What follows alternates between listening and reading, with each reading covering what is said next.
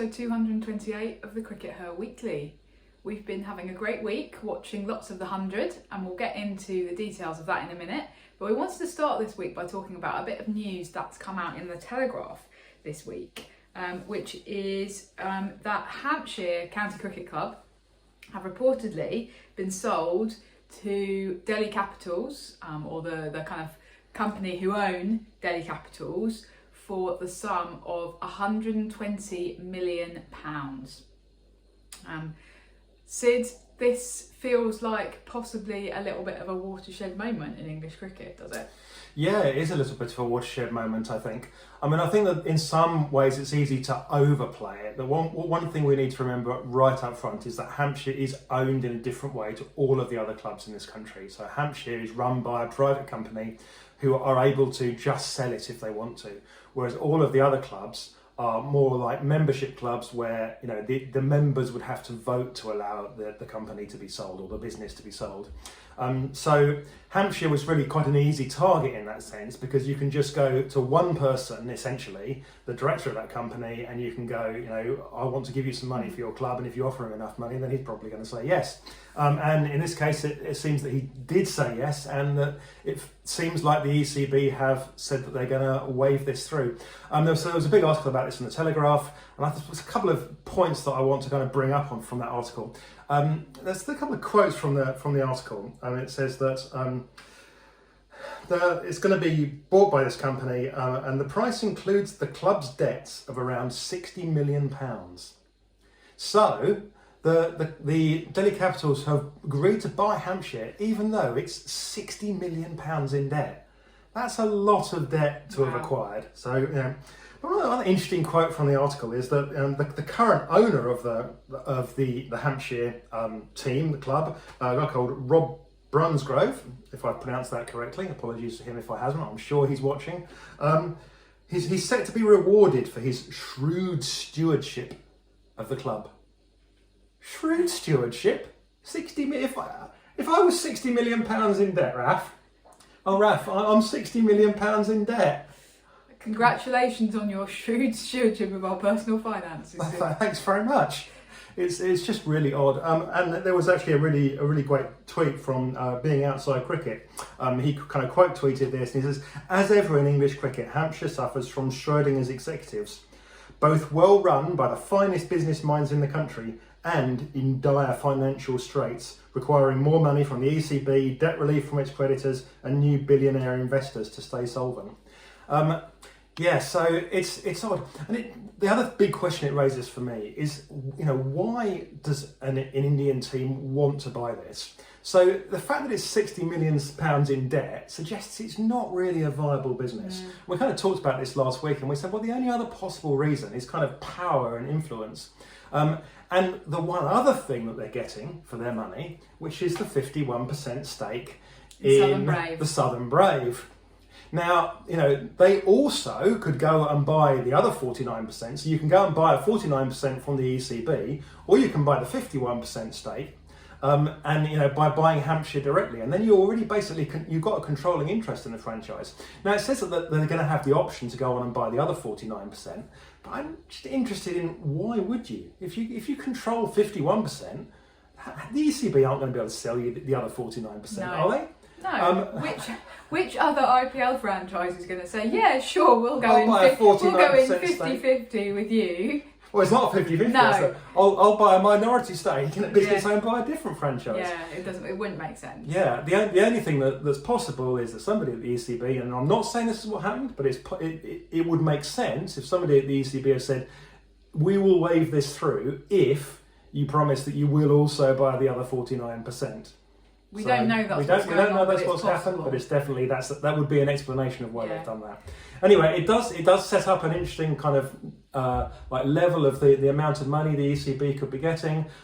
So there is more money going to be coming into cricket, but again, I raise the big question: where's all that money going to go? The bulk of this money is going to wind up going on paying off some debts that have been run up, and enriching the current owners of Hampshire by quite a lot, I would suggest.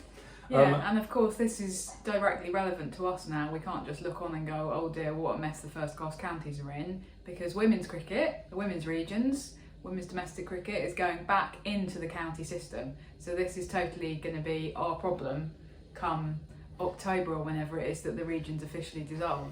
Yep, and the regions, don't forget, are currently negotiating with all the female players, trying to build their teams for next year. And, I hear off the record that a certain county is saying to prospective players, we've got very little money, we're very, very poor, we can't afford to give you very much. They've got 60 million plus coming in now. Well, I didn't say it was them. Might be them, might not be. I might have been talking about somebody else, Raf. Anyway, we will see how this one develops. But overall, I don't think it is particularly good news, except if you're one of the people that's going to become extremely rich as a result of it. Should we talk about the 100 Yes. then? Because we've just alluded to ownership, but we have actually been watching some cricket and have actually been to some matches live now since we're back from our little holiday. So current points table at the moment, Welsh Fire out in front with 6 points, and then there are quite a few teams then behind them on 4. So great news for the Fire, who we will talk about in a minute, having a second very good year after their year last year. But oddly, bringing up the rear are Southern Brave, who have just got the 1 point, but they haven't had a win. They had a tied game this week. Sid, you've done your alligator analysis.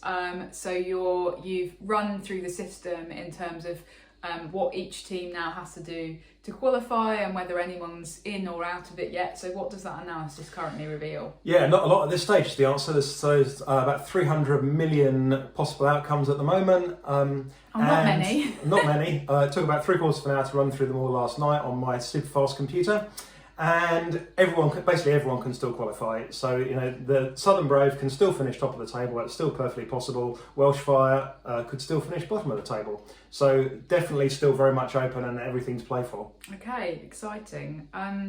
Now, a couple of things that I've kind of picked up on from the first couple of weeks. It's been interesting that the England players actually appear to have turned up, which in previous seasons hasn't necessarily been the case. It's been a lot of performances by overseas players that have really been key, and also kind of some of the younger, less well-known domestic players. So Nat Sciver-Brunt, Danny Wyatt, Sophia Dunkley, Heather Knight, all scoring important half centuries for their teams. And you just wonder whether John Lewis kind of laying down the mantle and saying, look guys, this is your last competitive cricket before the World Cup, because obviously none of them are going to Ireland.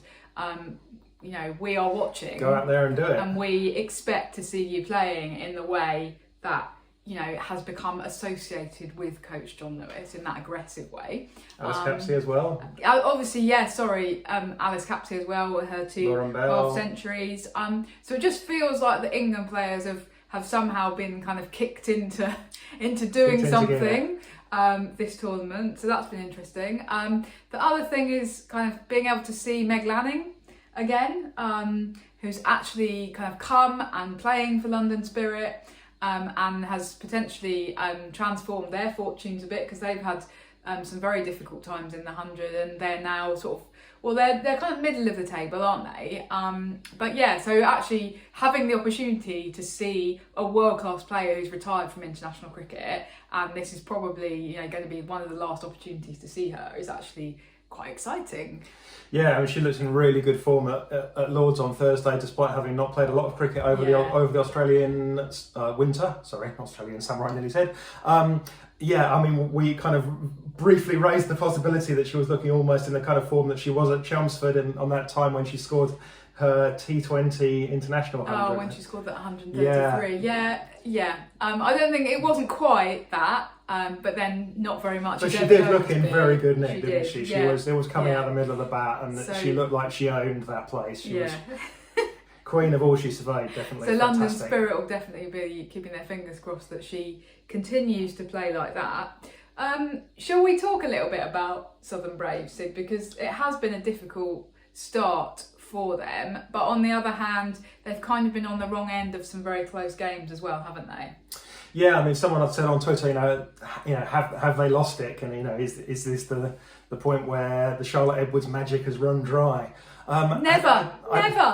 I don't really think it is. So we've had 3 really close games which they haven't won. One went down to the last 3 balls, one went down to the last 2 balls, one went down to the very last ball and ended up a tie. And there's only been one match where they've lost by a bigger margin than that, which was the match yesterday against the Birmingham Phoenix. So, I think that, those first 3 matches could have gone either way. Welsh Fire also had a couple of matches that could have gone either way. So, you could see a totally inverted table with some only slightly different results. And these things happen in franchise cricket. Absolutely. I do think there are a couple of issues we need to talk about with the Southern Brave, though, because, we need to ask whether they've kind of recruited as sensibly as they might have done. Because in an era where we've got like loads of superstars playing, all the best players in the world, it feels like, have turned up for this competition. Then the Southern Brave have got Lauren Bell, who's been bowling really, really well, and she's right up there at the top of the rankings. But you have to then disappear a long way down the rankings before you get to, their next ranked bowler, 21st, Chloe Tryon. Okay. So that's a big gap. So that's their second string bowling, apart from Lauren, has not really been firing. And the same with the batting. And that's interesting because Chloe Tryon is a continuity for them, right? They had her last year in the 100 as well. So Lottie obviously rates her as a player. Yeah, I think so. But I think that Chloe Tryon, I feel like she's kind of a sort of third overseas rather than a second overseas. Perhaps she's a third or a fourth overseas. I mean, she's obviously a good player. You don't play the long career that she has for South Africa without being a decent player. And she's definitely a player who, once every season will win you a match that you really didn't deserve to win. Because she will turn a match on its head once a season. But apart from that one match, she will usually just be a sort of solid regulation. And that's what she's done. I mean, so it's not unexpected that what she's done has been like solid and regulation and not particularly special. But, they've had one star performing bowler and then the rest of it has been a bit meh. And they've had one star performing batter, Danny Wyatt, and then the rest of it has been a bit poor, frankly. So, lots of other people haven't fired. I mean, Freya Kemp's had a little bit of, closed down opportunities and she's done a bit, she hasn't been awful, but she hasn't been brilliant either. Maya Boucher hasn't really turned it on yet. So they've just been very dependent upon Danny Wyatt, at the top of the tree, who's performed fantastically. And they're really missing that other kind of superstar kind of player. And the big deal is that Smriti Mandhana has now turned up. She looked in good touch. She didn't get a big score in the first game that she played off the Asia Cup. No, it was several beautiful Smriti strokes and then out, basically. Yeah. But she was in good touch. She's here to play cricket, and she will be playing cricket. She's here to play cricket. Yeah, and throughout the rest of this competition. Wow. I can tell you, Raf, she will be playing cricket. With those level of insights, you should be a TV commentator. My goodness. It's interesting for Brave because even though we've had a draft and a lot of teams have seen a reasonable amount of upheaval, they do have quite a lot of continuity with personnel. But the big change is that Anya Shrubsole has retired, right? Yeah, so that's your other world-class bowler, exactly. Isn't it? And so that's what. And so I guess that the recruitment of Lauren Cheadle was to try to kind of plug that to some extent. But how do you replace Anya Shrubsole? I mean, it's not just the incredible bowling, it's also the kind of years of experience. Yeah, absolutely. And we know how important Anya was to that team in terms of her leadership and her the leadership that she was giving individual players on the pitch every moment that they went through that last season. So yeah, absolutely. The other player that I want to talk briefly about is Tilly Courtine-Coleman, who's was kind of plucked from nowhere by Charlotte Edwards. No one knew who she was when Charlotte Edwards said, I'm going to pick her as part of my Southern Brave team. Yeah. She came into the Charlotte Edwards Cup and the Rachel Hare Flint. She's had good seasons in them. She hasn't quite, she hasn't like totally excelled. I think there was a hope that she'd be this season's Alice Capsey, and she's been good, but she hasn't quite delivered on that kind of that promise to be this season's standout breakthrough 16-year-old. Yeah, exactly. I mean, it's the thing of having an exciting young player, and I think unfortunately because of what happened in year one with Alice Capsey, being that breakout teenage star, every year since everyone goes, oh, who's this year's Alice Capsey going to be? So in second year it was very much put on Sophia Smale at the Invincibles, who did have a really good season but then maybe hasn't quite lived up to that excitement and that hype subsequently, because it's quite a lot to put on a young player, right? And it's probably an unreasonable expectation for us to for us to actually say every season, not just us, but everybody to say every season who's going to be this year's Alice Capsey. We're lucky to have had that Capsey moment in year one, and we can't expect every single teenager who shows a bit of promise to do what Capsey did and light up the 100, because that's just not going to happen. I mean, it's a little bit like New Zealand every year going, oh, we've got a new teenage player and she's clearly going to be the next Mealy Kerr. Well, no, Mealy Kerr is a once in a generation. I think Alice Capsey is a once in a generation player.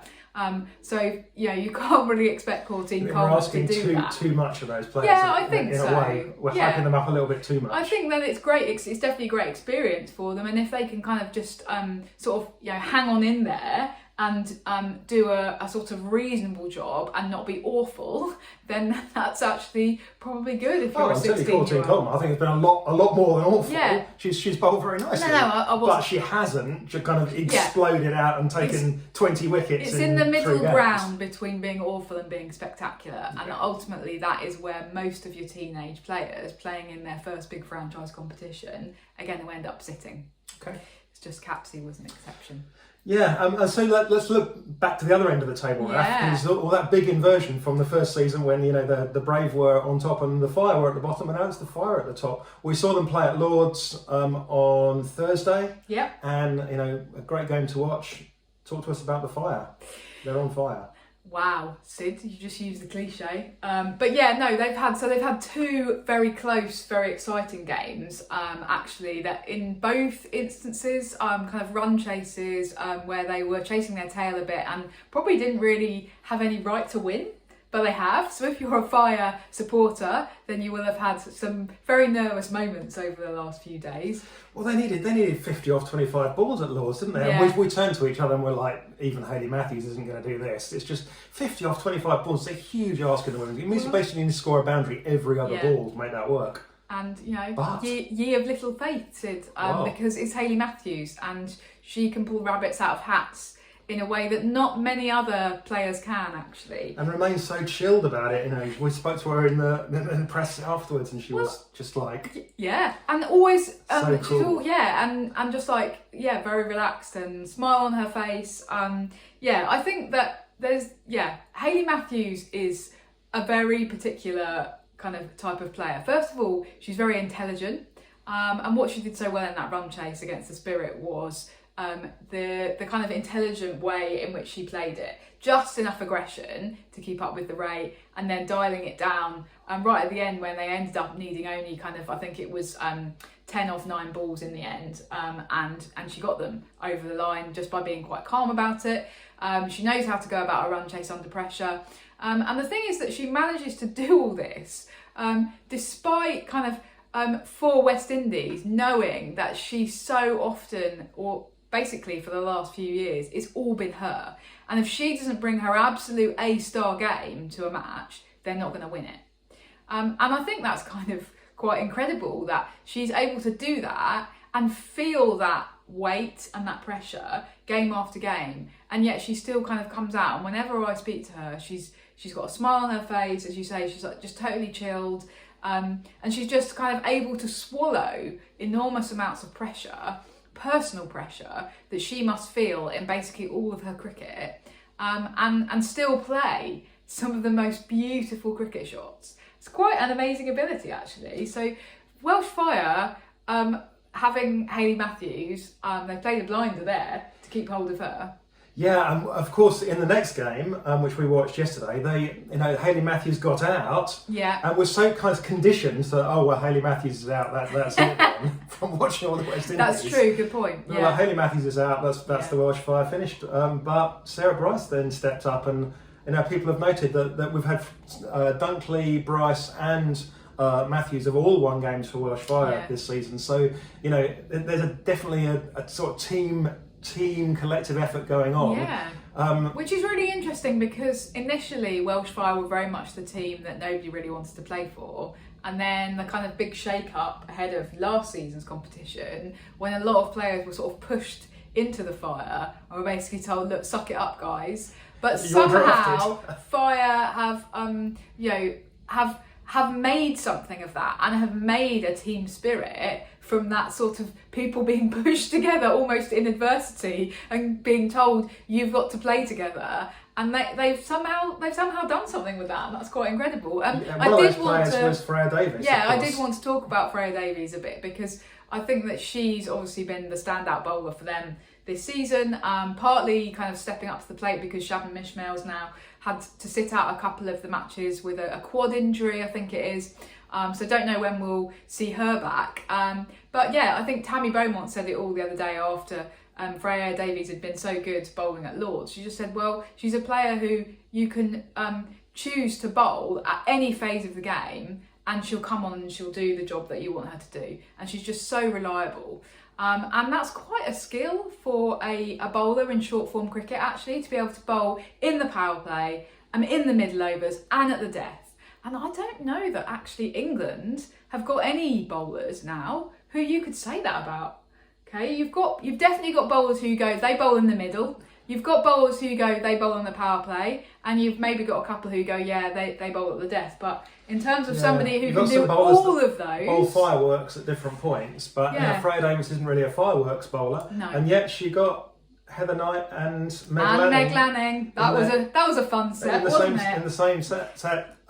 You know, two of the greatest players of their generation. And you know what? If I was Heather Knight watching that, experiencing that and then watching it, I would be sat there going, hang on a minute, have we actually done the right thing here? Because it feels to me like last summer England just kind of quite thoughtlessly discarded Freya Davies and went, well, you're not a fireworks bowler.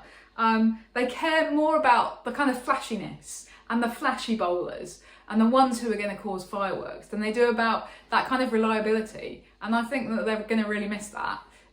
Particularly during a World Cup, during a T20 World Cup. Yeah, because ultimately so many of the greatest bowlers that we think about, people like Megan Sheet was never a fireworks bowler. No. Yeah, look at all that she's achieved in her career. Anya Shrubsole was actually never really a fireworks bowler. She was always, she achieved some fantastic things. So the thing that with Shrubsole is people remember the 2017 World Cup final when there was some fireworks bowling, but actually that was a bit of an unusual occurrence. Anyway, we're going slightly off topic here, but I think Davies is a really important component of Welsh Fire's success. So you think success. Welsh Fire are going to go on and win it, Raf? Money on the line? I think they could do, yeah, and I'd really like to see them do it because obviously they were very cruelly forced out in the eliminator. Last year by the rain kind of thing. And I think so. It'll be some nice karma for them to come back and win it this year. That's what I think. Now, finally, this week, Sid. Just after we recorded last week's episode, Sri Lanka beat India in the final of the Asia Cup. A historic victory, Sri Lanka's first ever win in the Asia Cup. And obviously beating India is a huge deal, especially given that quite a lot of people were making rumblings about why had India bothered to show up to a tournament that wasn't even going to be competitive. Well, ha. And it wasn't even Chamari Atapatu on her own, because she got out and Samara Wickrama went on and scored 69. Dillery went on and scored 30 quick runs. So fantastic for Sri Lanka. Massive congratulations to them. Great to see all of the kind of photos and videos coming out of the stadium, which absolutely erupted when this happened. Sid, are Sri Lanka now an outside bet to win the World Cup in Bangladesh? Well, I think they are, because they're going to be more familiar with the kind of conditions that we're going to see. Certainly, if you just ignore the pitches, the conditions that we're going to see are kind of those hot, sweaty conditions that, are going to be a struggle for English players that are used to, having more oxygen in their lungs than you get in those kind of conditions.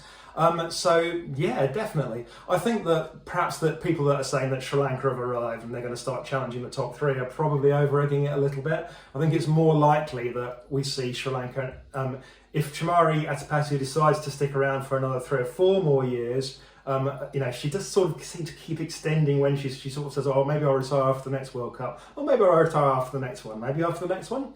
She can stick around for another 3 or 4 more years. They could definitely be the kind of this period's kind of New Zealand or South Africa. They could definitely break into that top 4, but ultimately I think that the resources and the money that the current top 3 have will continue to tell, and they'll find it difficult to break out of that. But, there's a World Cup, this World Cup in Bangladesh, there's another one in India where the conditions are going to be similar, they're going to be hot. And of course they have just beaten India. Yeah. They beat England last September. They've also recently beaten New Zealand, or I think that was in the ODI format in terms of the series. So... Yeah, and the other big thing is that, as I always say, I'll say it again, in the T20 World Cup in particular, the format means you only need to win 2 big games to win that. You can afford to, you get 1 big game in the group stages, which you can afford to lose because 2 teams qualify for them in the group. As long as you win the small games, you're going to be through. And then you win 2 big games, semi-final and the final, you're the champions. That's what the West Indies did in 2016. Except Sri Lanka are in the group of death, aren't they? With Australia. Yeah, no, they have to win one or the other. Yeah. So that's slightly counter to your point, just because of the way that the group. Okay, in this time, they have to win 3 big games in this case, but it's certainly doable. Yeah. So yeah. Well, we'd love to see it. As long as they're not beating England. No, I'd love to see that. To be honest, I really enjoyed them beating England last September. It was one of the most exciting things I've ever seen. Anyway, thanks for tuning in, everybody, and we'll see you in a week. Bye-bye. Bye.